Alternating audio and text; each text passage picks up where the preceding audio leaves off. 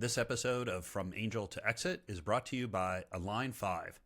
Align 5 specializes in mergers and acquisitions for growth-focused entrepreneurs and family businesses. With decades of buy and sell side experience, they prioritize client alignment, avoiding conflicts of interest common in other firms. Align 5 delivers above average industry results by customizing strategies for diverse industries, ensuring optimal valuations and securing strategic acquisitions or exit partners. If you want to find out more, check out align5.com. That's align, the number 5.com. Are you serious about planning a successful business exit? From Angel to Exit is your go-to resource. Subscribe to our newsletter at eckfeldt.com/podcast for even more valuable insights. And to get personalized guidance, take our free exit readiness assessment. It's just 24 questions, and it will give you a clear picture of your exit readiness. Find the assessment at eckfeldt.com/exit. Submit your results, and we'll schedule a free follow-up call to discuss your specific situation and the best way to maximize your valuation and ensure a successful transaction. Now, back to the episode. Welcome, everyone. This is From Angel to Exit. I'm Bruce Eckfeldt. I'm your host. Our guest today is Matthew Diteljan. He is a founder. He is an exited founder. We're going to talk to him a little bit about the company he scaled, he exited, and what he's doing now. He's got some really interesting insights, really great story, and hopefully some takeaways for folks listening here in terms of what they can think about earlier in the process. So with all that, Matt, welcome to the program. Bruce, delighted to be here. Yeah, it's a pleasure. So before we get into everything you're doing today and the exit itself, I'd love to just get a little backstory, even on just kind of you professionally, like how did you get into your business? What was the kind of led up to the company? And then just a little bit about the growth process. I'm always kind of curious how things have grown because that always, I find, informs how people end up deciding to exit or what the exit process is like. So what was the backstory for you? Sure. So it started in university, actually.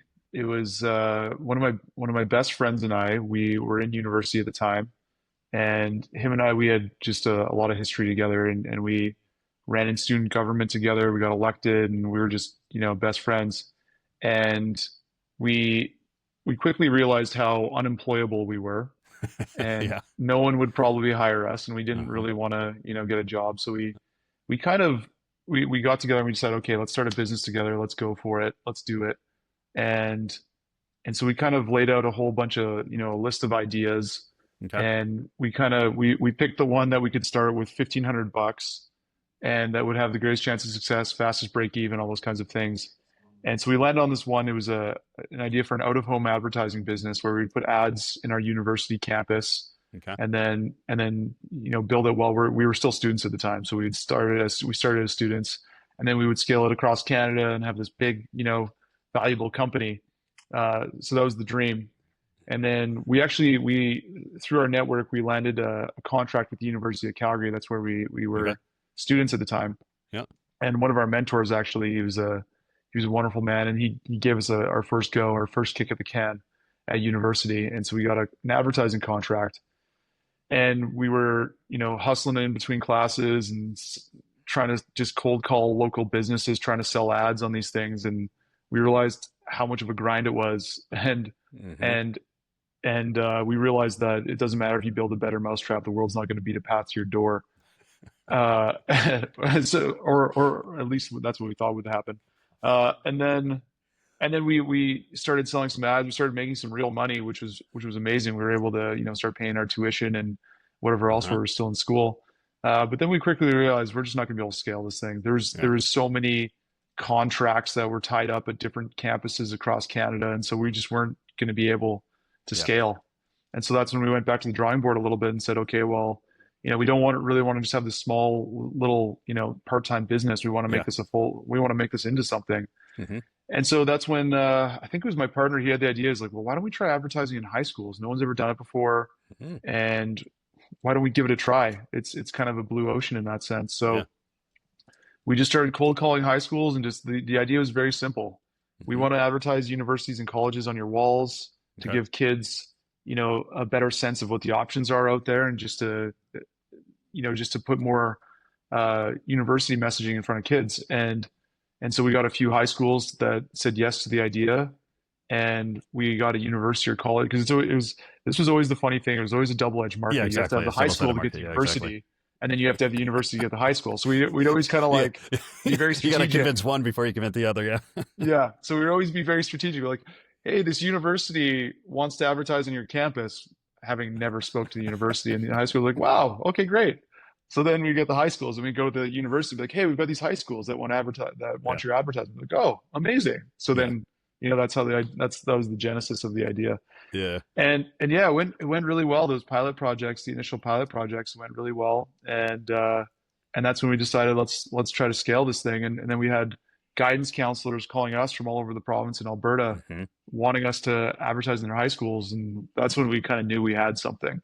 Yeah, it's And interesting because you end up you sort of both sides had a need to connect, and you were just yeah, kind of like plugging the wires together to actually make those things actually happen. Yeah. yeah. Yeah. And I mean, again, we started the company with $1,500. So hmm we were just like super lean. You know what I Yeah. mean? Like we'd buy these ads for, they were just basically a big sticker, like a big 3 foot by hmm 4 foot sticker. And we'd go put these things up in a high school. And so we had no expenses. It was really just us and these stickers. And Yeah. we were just making cold calls from our cell phones like Yeah. crazy. And and yeah, we got some traction and started scaling it, and That's cool. yeah, started yeah. I have a couple questions. One, I guess, did you growing up or before you kind of launched this, did you have did you know you wanted to be kind of an entrepreneur, or did you have influences like mentors and things like that going into this, or what was your kind of predilection towards mentorship getting into this business? I would say I've always kind of been a builder, like Okay. I've always loved building stuff. Whether it's, when I was super young as a kid, I started when I was like 10 years old, I started this football tournament at my elementary Mm, school and got all the kids to bring candy and it became the candy cup. And then whoever won the tournament got the candy cup, uh-huh. so it was like that. I was doing that kind of stuff in junior high school. Then I got big into sports. I was an athlete for the Yeah. majority of my late teenage years. And then back in university, I just kind of got back into it again. And I started a fitness club in university. And then Okay. my partner and I, the guy who we started the company together, we started a dodgeball tournament. It was like a Halloween party meets dodgeball tournament. We hmm had DJs and all kinds of alcohol. And it was just like a And Halloween paramedics. party meets, yeah. We, we're lucky we didn't get kicked out of school Yeah. for that one. We broke a lot of rules. Uh-huh. So we always I've always kind of had that entrepreneurial bent. I would say I've always like, oh, that'd be a cool idea. What if we did that? And then hmm actually work towards executing on it. Yeah. So I'd say that's always been part of my DNA. Yeah, yeah, that's what I typically find. Is that there's usually some thread of previous ventures and previous interest in this. So you mentioned you started with $1,500. Do you feel like that constraint helped you be kind of more focused and efficient, or do you think that if you would have had more capital, you could have investigated different models or accelerate things faster? I guess I'm curious about that that kind of monetary constraint, how that either helped or hindered your business. Mm. I would say probably both. I think for our purposes in the early days, I really do believe that creativity flourishes when given constraints. Yeah. And so sometimes it can be a really good thing. So I'd say for us it was great because it kind of honed in on what the idea was that we could actually execute on. So early on, I'd say it was a good thing, but I'd say later on it hindered us because we bootstrapped the whole thing. Yeah. And so once it got to the time of because I always kind of knew early on that probably the most valuable model and what would make the most sense for this business hmm is if we started buying digital screens and putting digital screens in schools. hmm But it was just always it always just seemed like it was too risky of a play and we didn't want to take on that much personal risk. Yeah. So Capital if investment. yeah, if we would have, because the group that we ended up selling it to, they were very well funded, hmm and after seeing what's happened with them and how they're just like throwing money at buying digital screens, and the that's how you're going to get the 10x, greater than 10x EBITDA multiple Yeah. is with these digital screens. I was like, damn, why didn't we go? Like, it would have been so easy for us to raise money, like at some point along the way and just do that ourselves. Yeah. Well, we still had the gusto and the passion for it and wanted to hmm do it. So I would say early on it was a really wonderful constraint, but Yeah. I think if we would have let go of some of the control and gave up some Hmm. equity to actually get some growth capital and execute on a much bigger vision, I think it would have helped us. And you think that was why you didn't do it? Was the, just kind of feeling like I didn't want to lose control, or didn't want to have, too many cooks in the kitchen in terms of, ownership and decision making process? Or what do you think really stopped you at that point? I'd say it was probably I mean, when we were first starting out, I don't think we even knew that was an option. Yeah. We didn't even realize that there's such a thing as other people's money. We didn't even realize that. I think we talked to the bank and the bank was like, yeah, absolutely not. We're not giving you guys any money Yeah, I for wouldn't give good, you money as a yeah, bank. for good reason. I wouldn't have given us money. Hmm. Uh, and, but the concept of other people's money or private equity, that kind of thing, it just wasn't even on our radar at the time Yeah. until later on in the business. And then I think later on, I just didn't want to, I didn't really want to give up equity, but now if I had the hindsight looking Yeah. back, what I wish I would have done is just sold, a piece of it so that I could still have controlling interest, bring Yeah. in a financial partner, and Yeah. then we could have scaled and grown this thing so much more, so much Yeah. faster. Yeah. Yeah. So let's talk about the exit. I mean, I guess when you started the company, did you have ambitions like you knew you were going to sell this thing and exit? When did that come up for you in terms of, hey, we need to think about exiting at some point, and started thinking about how that was going to work and what you needed to do to actually do that process? How did that play out for you? Mm. Yeah, my partner and I, we always wanted an exit. That was always on the horizon. We always wanted to, turn this into a multi-million dollar company and then sell and, Hmm. have the, ride off into the sunset type type story, or Uh-huh. so we thought. Yeah. So that was always on the radar, but I don't think we really started thinking about it until much later. And there came a time in the companies where my partner and I think we just started diverging on what our visions of the future looked Yeah. like for the business. And I wanted to, scale and grow this thing, and I don't think he really wanted to grow it much more. And I think the company was at a size that he was pleased with, and I wanted to continue growing it. And I think he was going through some of his own personal stuff in Yeah. his life, and so that's when we decided that it would make the most sense for me to buy him out. Hmm. And so I bought him out. That would have been like year 5 or 6 or something like that in the Okay. business, maybe 7, something like that. So he exited at that time. Okay. Um, and there's a bunch of I can go into that more in detail too Yeah. if you want, because that was I've the benefit of multiple years of hindsight now, and if I could go back and do things quite a bit differently with how I exited my partner, I Yeah. Let's certainly talk would about have. it briefly. I'm kind of curious. Was that, did you have any, operating agreement or, agreement stuff in place that supported that well? Or how, I guess, what tools did you have at the time? How complicated was it, and how did you kind of navigate? Because I've talked to several folks that have had to deal with that kind of changing partner issue, and it can get Mhm. really complicated. Yeah, we're lucky that we had a unanimous shareholders agreement, and we did Okay. have a shotgun clause in there, which protected both of us. Yeah. Um, which luckily we didn't have to use. Okay. I did have a mentor at the time, actually. He was a real hard-nosed guy. I'll never forget my first meeting with him. Within half an hour, he was like, "I'm not going to meet with you again until you buy out your partner," Yeah. because I just kind of laid out the situation. And I Hmm. mean, he may have been right. I mean, looking back, like it's all worked out since, right? Yeah. But he was like just so hard nosed, and he was giving me this advice on holding back a dividend Hmm. so that I forced my partner to take a better deal. And I was just like, that's when I was like, I'm going to stop listening to this mentor, Hmm. because that's going to ruin my friendship. And I'm really Hmm. lucky. I'm really glad I did, because my partner and I, we were kind of like, we had both lawyered up and we were about to kind of go to war. Yeah. And when I was like, I'm going to stop listening to this mentor, and that's when I had coffee with my friend, and I was like, dude, I know we talked about this dividend. I'm just going to give it to you because Yeah. you've earned it. Yeah. This is yours. And then it was just like immediately things just softened, you know, and then we were like friends again. And Yeah. then we were working on exiting him out together. And then it was me and him versus this thing. Yeah. And it was just so much better. Yeah. So we did have a unanimous shareholders agreement, but luckily we didn't need it. Yeah. We basically just had a coffee, talked about what number made the most sense, and a big part that came into it was what I could get bank financing for to buy him out, because I got a pretty big loan to buy him out. Yeah.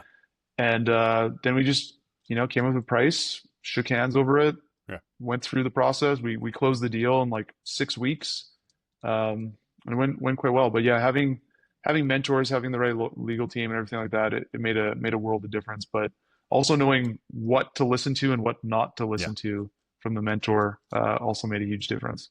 Yeah, I appreciate that kind of, at the end of the day, you kind of have to, not only you want to keep the friendship, but you got to kind of live with yourself, right? Mm, And if you feel like you're just not acting in kind of personal integrity in terms of how you want to operate in the world, like that can haunt you, right? That can come back, mhm, for years. So, and I do appreciate I think the biggest challenge in most of these cases where you can kind of get to agreement on numbers and things like that, you got to get financing, right? If there's no cash, there's not mhm, cash in the business, and there's not good cash flow in the business, or you can't get money to be able to buy those things out. It kind of doesn't matter how well you agree on what the value is and, what a reasonable payout schedule is. Like you got to have the cash to do it. So I think that's mhm. oftentimes the challenge in these cases is being able to finance it.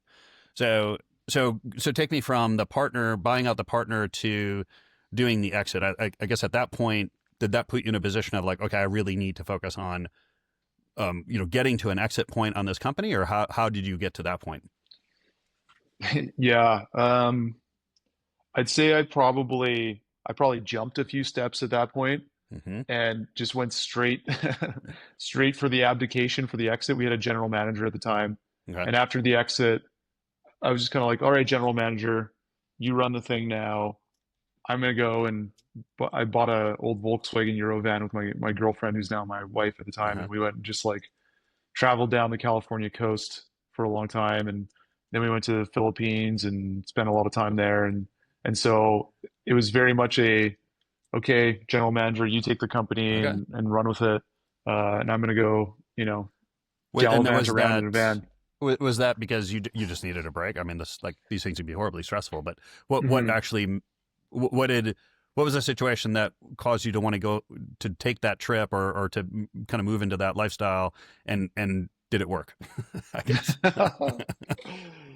Yeah, I look back at those times and I'd say what instigated is probably the stress. It was quite a bit of stress and I don't think, at the time taking out a seven-figure loan to buy out a partner when that was way more than my personal assets, so I basically put everything on the line to buy out Hmm. my partner. And I don't think I really understood the toll that took on my psyche at the time either, and just buying out my partner. And Yeah. then after the buyout, him and I, our relationship was not very strong, and Yeah. we were kind of at odds with each other. Yeah. So there was quite a bit of stress there.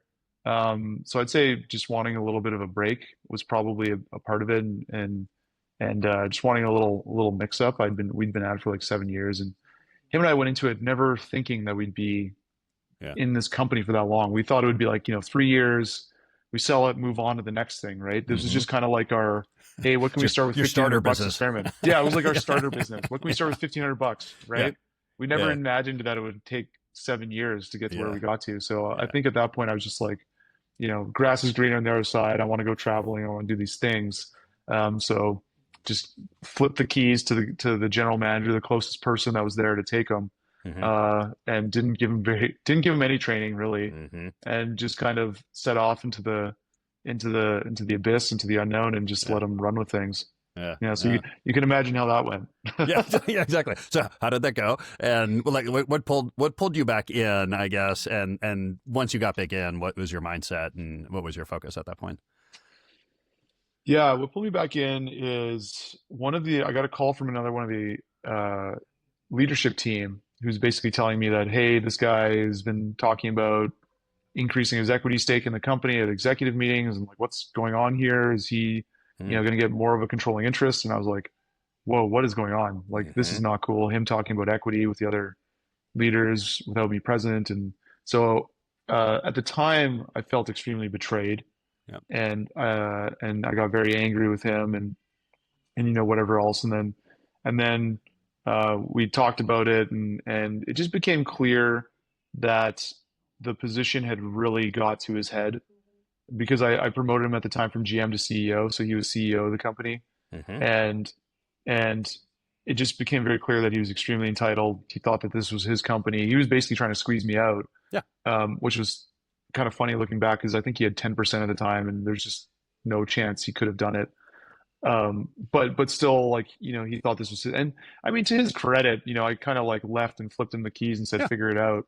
So for him to think that is not unfounded or unreasonable. Hmm. But it just became clear that he had just, it was just beyond the point of being able to reconcile. And so that's when I realized I had to let him go.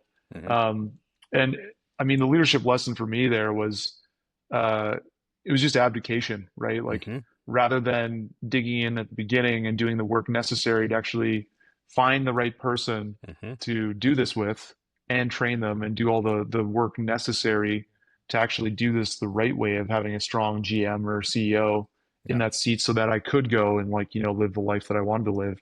It would have taken, a year and a half, and I probably could have done it, but instead of doing the heavy lifting up front, I decided to not, and then, had to do this massive course correction rather than 100 small course corrections over time. Yeah.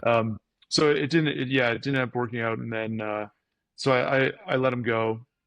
I think it was in the, I was in the airport on the way to the Philippines when I decided, okay, like, I'm gonna have to let this guy go, unfortunately. So Yeah. got back from the Philippines and then, came back in, let him go, walked back into the office after a year of not seeing any of the employees and be like, I'm ta-da, back. I'm back. Hopefully, hopefully you still respect me. Yeah, exactly.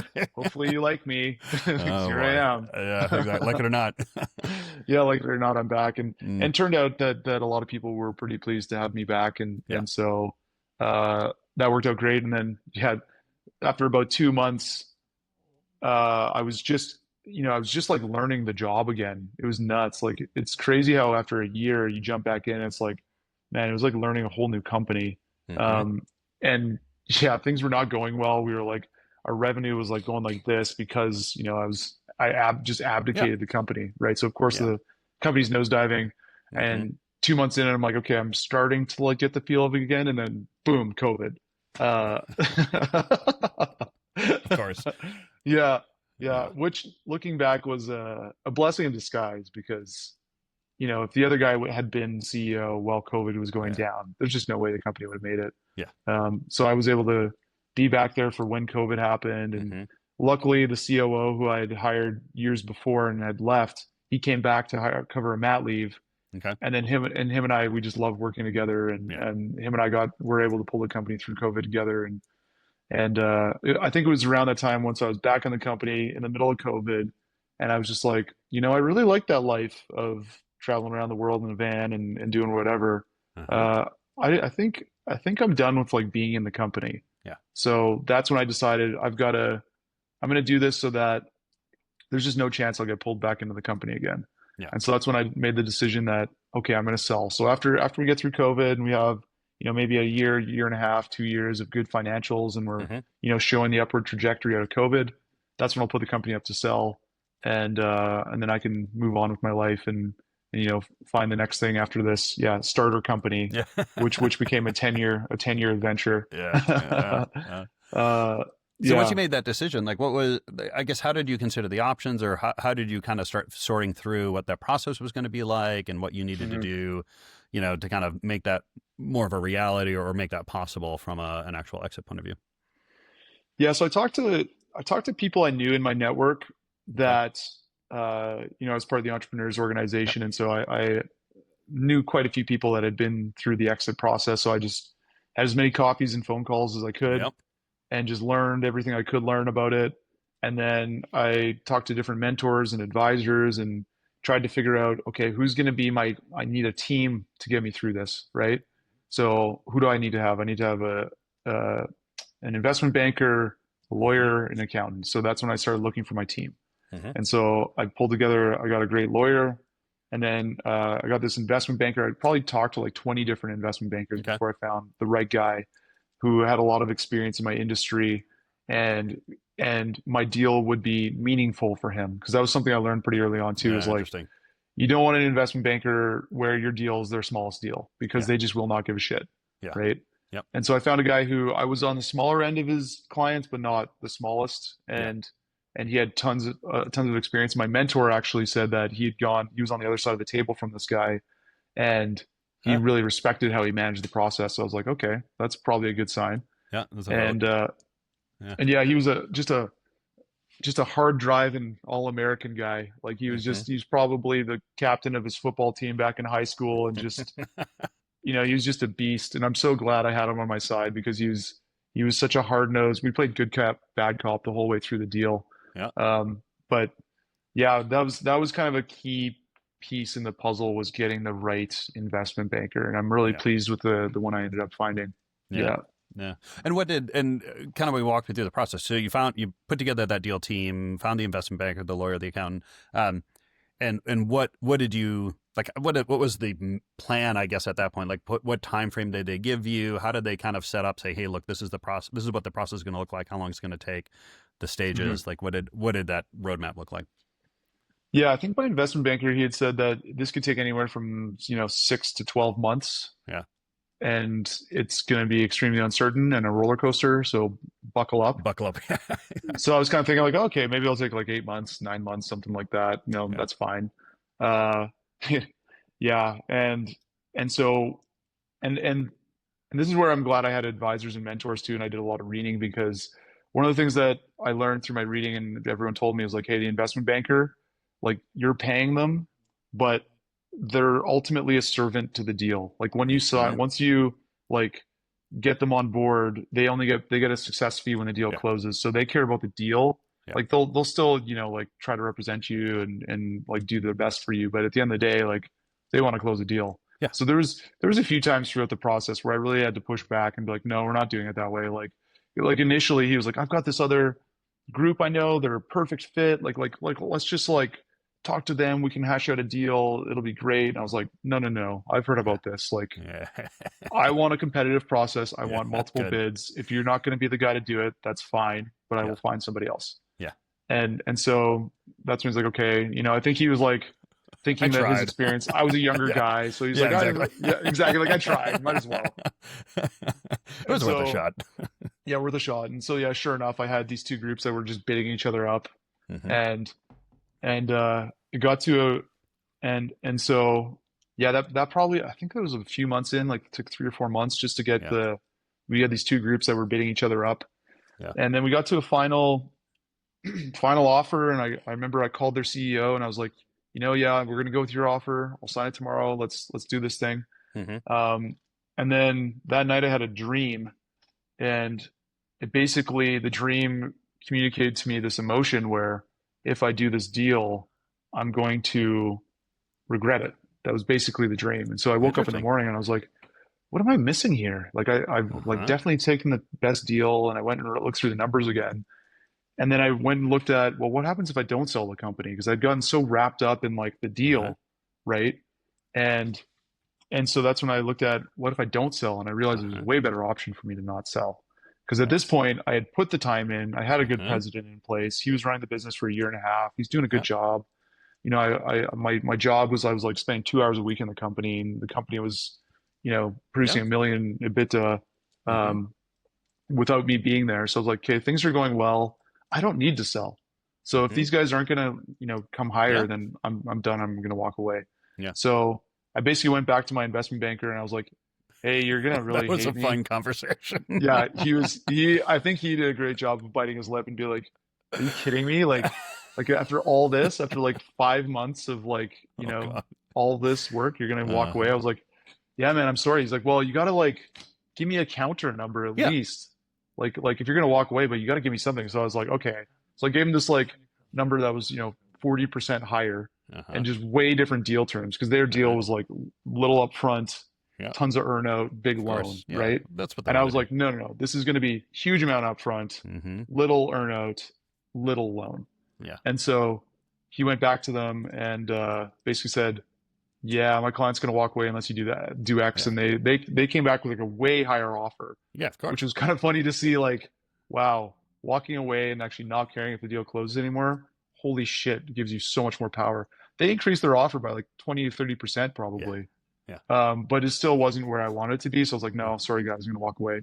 Yeah. And I'll never forget that day, because I was like, it was just this weight off my shoulders, because going through a Hmm. deal is so stressful, as I'm sure you know. It's like, Horrible. Yeah. Yeah. I tell people that's like going to a roulette table, putting your entire life savings on red, and then just watching the wheel turn for like 6 months. Yeah. Right. Yeah. Yeah. And so then I walked away, and then I was happy to keep the company.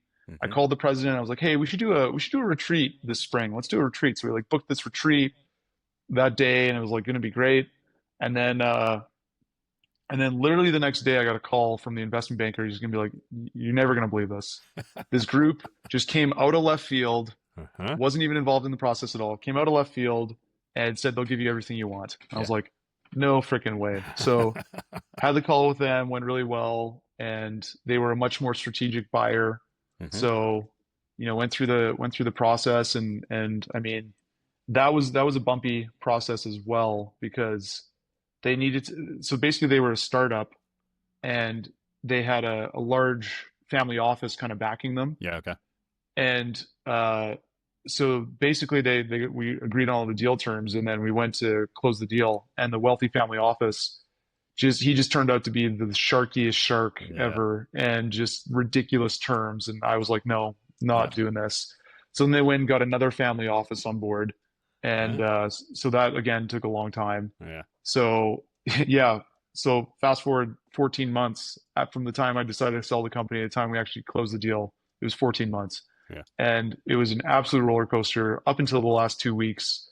I wasn't sure if the deal was going to close. Yeah. Like every week, it was like, deal's going to close, deal's not going to close, deal's going to close, deal's not Exactly. going to close. And I couldn't be anywhere without being away from my phone for like 10 minutes Yeah. through that entire time, because you have to be like Hmm. on call all the time. Yeah. Yeah. Yeah. Super stressful. So Yeah. I'm, and I want to hear how it all played out. But I Yeah. think in that case, the things that I found really interesting there was, um, obviously having the right team, but also getting clear with yourself on this idea of I can keep the company, right? And I think what I see is problematic, or what I've seen a lot of situations where someone is so invested or so determined to sell, they've kind of painted themselves in a corner and they kind of have to take the deal. And I think this kind of philosophy of, be willing to operate the company forever and be willing to sell it at any time as well. It's like being able to keep those two things going is probably one of the most important sort of strategic positions to be in, because then you have options, right? You have your Mhm. BATNA, right? The thing you can always do if you don't like the terms. I guess how, in retrospect, or if you were going to kind of go through this process again, what would you do earlier to reinforce that for yourself in terms of I can always keep the company. Like I don't have to sell. Like, is there something Mhm. you would have done, or way if you would have set this up going into this process so that was a little bit more apparent? Because it sounds like that kind of came to you late in the process. If you would have had that up Yeah. front, would that have changed things, and how would you have done it? Yeah. I mean, if I could go back and do this all over again, I probably wouldn't have sold the company, quite honestly. Hmm. But yeah, I would say that was some of the counsel that I'd gotten from my peers and mentors that had gone through this process was, whether you want to sell or not, your move should be the same. You should try to maximize the value of the company and basically remove yourself from the operations as much as possible, because that increases the value of the company. Yeah. And also, selling a business is like a full-time effort. Hmm. So you kind of need that team running the company so you can focus on the sale. Because I've also heard of people that they get into the sale Yeah. and they get so focused on it, and then the company starts to fall apart, and then Hmm. the deal falls through. So Yeah. yeah, I kind of knew that early on. Yeah, I think if I could do it all over again, I think I was just so like wanting to get out of like not get sucked back into the business again, Hmm. that I had that in my mind of like, I just don't ever want to get sucked back into the Yeah. business, be in the weeds again. So that's why I wanted to sell. Yeah. But again, it was the same kind of, uh, I'd say, problematic thinking that I had before, of like this abdication of Yeah. just like getting out. Whereas if I would have continued owning the business and just been, more on guard and been more engaged, I would say I probably Yeah. could have owned that business, gotten Hmm. some investment, scaled it, you know, kept my 2 hour per week job Hmm. and grown it massively and not lost control and done everything I wanted to do with it. Yeah. Um, but instead, I was just so caught up on protecting the downside of not getting, sucked back into the business. So Yeah. yeah. Yeah, I find it. I talk a lot about push and pull, right? And there's a lot of this. Are you pushing yourself into the deal, meaning you're trying to avoid something, or it's like it's an external factor versus pull. Like, am I doing this because I want to do it? And by doing the deal, it gets me something better and bigger to where I want to be. And I talk about springboards, like using the deal as a springboard to something else. And I think a lot of times people are selling because they're trying to get out of something or trying to avoid something rather than, oh, this is a tool that I can use to kind of get to my next thing and achieve what I want to achieve in life, professionally or personally. So I think that's a really good takeaway for folks, is really thinking about that, because I get it. There's always things that are undesirable about a business, but I'd rather just, okay, let's fix those things and then go into a deal in a much more kind of positive way than feeling like I got to do the deal because I don't want this thing to happen. I don't want to get sucked back into the business. Mm-hmm. How so how have things played out? So you did the deal. This group came in, and gave you all the terms that you wanted and all the valuation that you wanted. Tell me a little bit about the actual transaction and post transaction in terms of how things have played out for you. Yeah. So the transaction, there's some bumps and whatever along the way, and there's probably some red flags that I should have seen, but again, I didn't see them because I was excited to get out of the company, and the check size was what I wanted, so it was all good. My family would be financially secure. We wouldn't have to really worry about money again. And so that was all happening. But after the deal closed, it was one of the most ecstatic moments of my life was getting that email with the lawyer saying we consider this transaction closed. It was like, whoa, it was like riding an absolute high for like a week and a half. It was unbelievable. Such an incredible experience. And then after that, so, I like went skiing, and we had moved to, my family had moved at the time, and we moved to the spot in the Kootenays here in Canada, which is like, we live in the mountains on the lake, and it's just beautiful. Nice. So I was just like skiing a bunch and just like relaxing and just riding the wave, seeing friends, all that kind of stuff. And then I was like, okay, well, it's got to be about time we make this announcement to the team. I can't remember why we hadn't announced this to the team. There's somebody who was on vacation or something, one of the leaders, and so I called the CEO, the new CEO, and I was like, hey, when are we going to make this announcement to the team? I'd be happy to go back to the office, whatever. And he just like lost it on me. It just like, obviously he had built up a lot of resent throughout the deal, and he just like lost it on me. And just, said some very choice words and whatever. And then by the end of the call, I realized, I was like, this is not going to go how I was expecting it to go, because I was thinking like, I'd be happy to stay on board and like help in an advisory capacity, and whatever you need, I'm happy to be there. And it just became very clear that that's not how this was going to go. He really would just wanted me out of the way, and he didn't have a lot of respect for me, and that became very clear. And unfortunately, that was the night before I was supposed to give the address to the team of, hey, the new owners are coming in. So I had that experience with him, and I had to go address the team, and I was like, what the hell do I say after this? So it was that was a challenging time. And then he completely cut me out of the operations, and every board meeting there on after, it was very contentious, very conflict laden. So you had follow-on equity. So you're on the board with your remaining equity stake. Yeah. So I sold, I think I took about 80% off the table up front, and then, or maybe 75, somewhere around there. And then I had a loan, and then also equity remaining in the business. And there was a salary being paid out as well. So I still had vested interest in the company. I was on the board, and it just became, this just high conflict, quite toxic environment at the board level. And then he started to, all the resent that he had built up for me, he also had it for the company. And so he started to resent all the employees, and he started to, and then he claimed that I misrepresented stuff during the deal, trying to sue me. Like, it was not a very pretty picture. And then, you fast forward. So then I started getting, I started hearing from the president of the company that I'd sold that things are just not going well. And I, tried to bring it up to the board and make that present. And then eventually I think the president just had enough, and then him and the employees ended up quitting. And then they went and started their own competing company and took a whole bunch of the clients. And so now there's lawsuits happening between the companies, and that's a super messy situation. And it just, it's gone pretty south as far as Yeah. deals go. It's gone pretty south. Yeah. Yeah. And how, I mean, I guess the two questions I have, I mean, one, I mean, how is that landing for you at this point, right? Like, have you kind of come to terms with that? Is this still something you kind of grapple with? Like, where are you in terms of reconciling and figuring out how to move forward from here? Yeah. I would say up until now, I've still been quite invested, Hmm. from an emotional standpoint and also financial. Yeah. Um, because it's not just the financial piece. It's like it's feeling the responsibility of contributing to this mess in some Hmm. way. Even though after I sold the company, I had very little to do Yeah. with what ended up happening after that. Yeah. Um, but I still, feel the responsibility of trying to right the ship and making things better. Hmm. Because ultimately, when I sold the company, I wanted three things. I wanted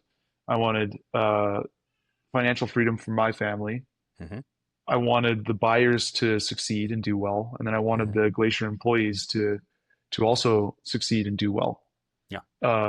And the last two have not happened. Yeah. So, it's just that pains me to see it, and I have, so it has caused a lot of stress in my life, and it's been really unfortunate. It's been, and this is the funny thing, right? Is like I sold the company so that I wouldn't have the stress, and I've probably had more stress about Yeah. it since I sold it, quite Yeah. honestly.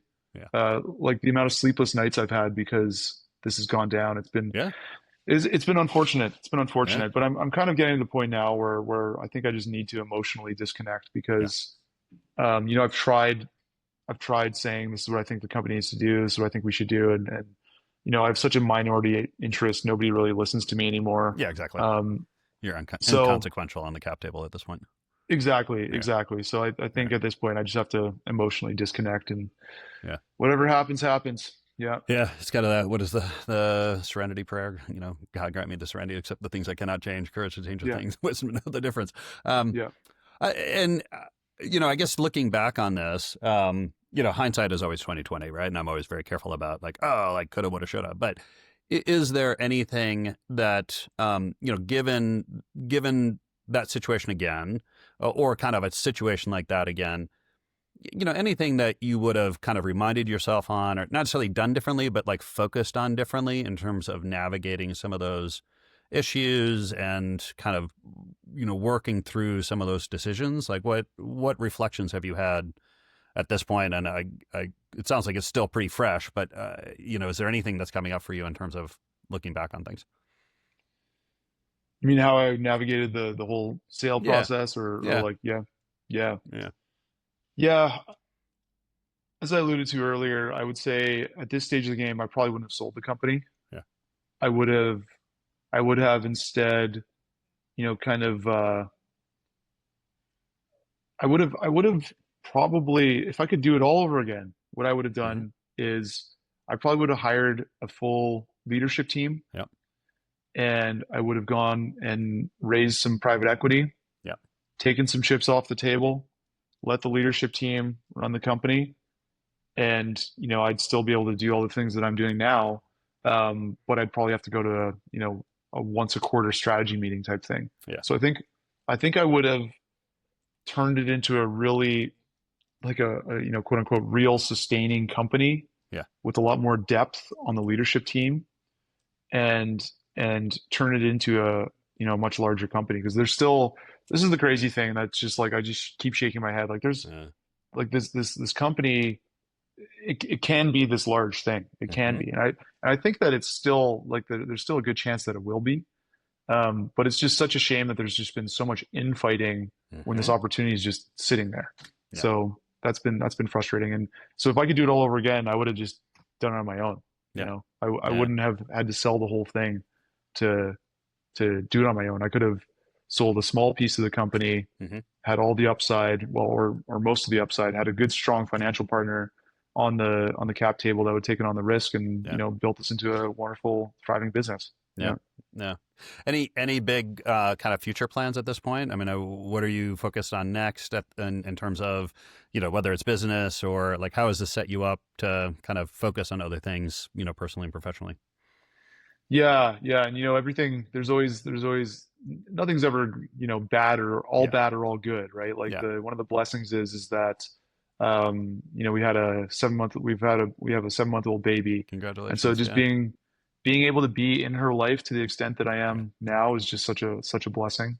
Yeah. If we would have done this while I was running the company, there's just no way I could have Yeah. been around, as much. Yeah.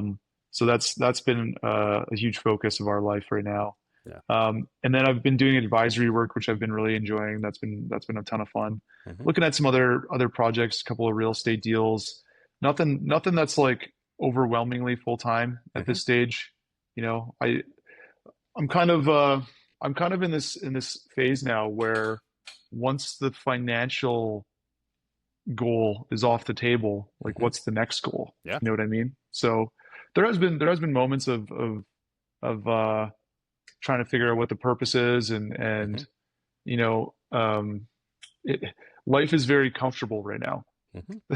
And startups are hard, and so Hmm. it's it's I find myself constantly going back and forth between, oh yeah, I want to bite my like chew into something again, and really get something going, and get back into it. And then I look at my life and I'm like, well, I don't know, life's pretty great right now. Hmm. Do I really want to you know change up that much stuff right now? Yeah. So I find myself going back and forth, but yeah, life's pretty great right now. Yeah. There's not a whole lot I would necessarily need to change to really bring that much more fulfillment. Yeah. Yeah.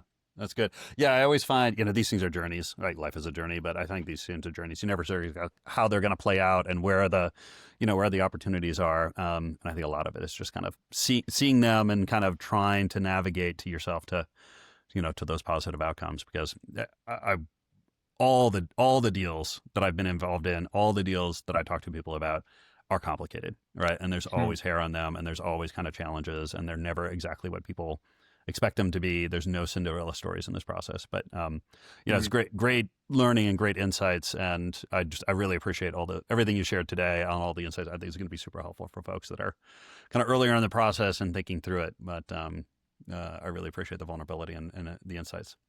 Yeah, you betcha, Bruce. Thanks for having me. It's been a lot of fun. Pleasure. If people want to get a hold of you, find out more information, what's the best way to contact you? Best way would probably be you can add me on Instagram. It's just matt.diteljan on Instagram. That'd be the best way. All right. I'll make sure that that's in the show notes here. People can get that. Man, it's been a pleasure. I'll look forward to catching up with you at some point and kind of hear how things play out. But thank you again for being on the program. I appreciate it. Thanks a lot, Bruce.